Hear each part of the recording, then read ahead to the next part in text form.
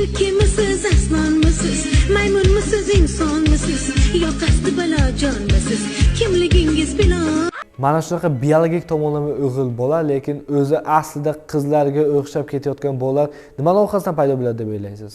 Bu narsa g'arbda, ya'ni Yevropada demokratiyani orqasidan paydo bo'ladi. Ya'ni odamlarga o'zining huquqini berib qo'yib, nima qilsang qil, faqat davlatga qarshi chiqmasang, faqat qonunlarni buzmasang bo'ldi deb aytganning orqasidan paydo bo'ladi deydi. Bu ham qisman to'g'ri, lekin ko'plab siyosatchilar chiqib aytishyapti.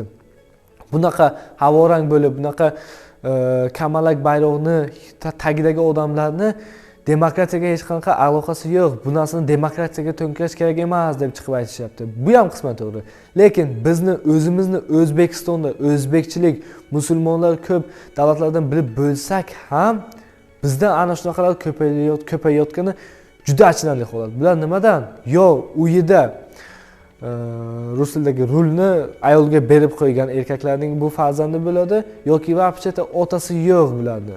Ya'ni otasi o'lgan, ili ajrashgan, shunaqa bo'lgan. Nimaki bularga erkakcha xarakter berilmagan. Bular otasidan kaltak yeb, akalaridan, ili amakisidan, yo'q ko'chalarda o'zining sinfdoshlaridan kaltak yeb katta bo'lmagan. Ularga erkakcha xarakter berilmagan. Bu yerda eng katta xato, eng katta ayb otada. Agar otasi bo'lmasa, bilmadim, bunda kim to'g'rilash kerak edi?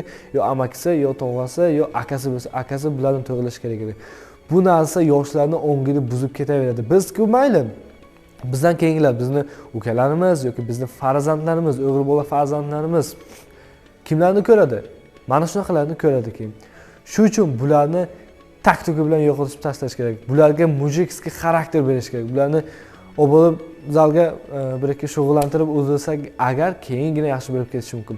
Bunaqa xarakterli odam, bunaqa xarakterli o'g'il bola chiqishining eng katta sababi va eng katta aybdor agar bo'lsa, faqatgina uning otasida bo'ladi.